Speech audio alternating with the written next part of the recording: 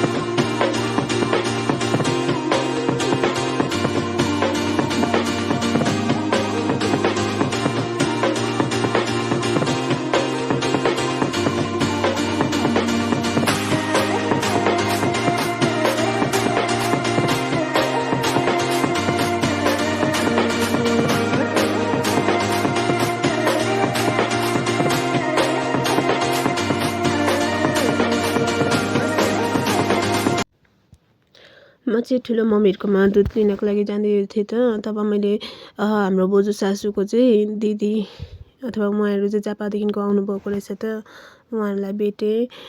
I think उनीहरूलाई ढोग्ने क्रममा चाहिँ उनीहरूको फेसै रेकर्ड गर्न पाएन क्या, अलिक अप्ठ्यारो लाग्यो नि त मलाई।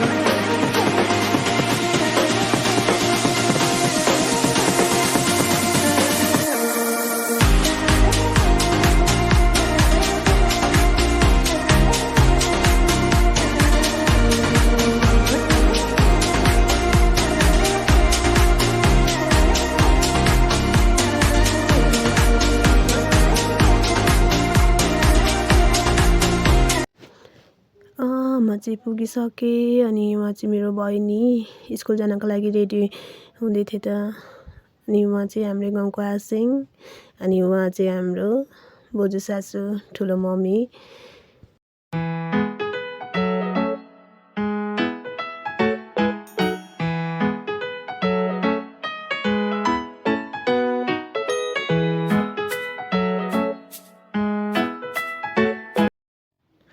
अब चाहिँ हामी घरमा भएको जति काम सबै सकिसक्यौँ र डेको टाइममा हामी चाहिँ जाँदैछौँ बारी खन्नको लागि।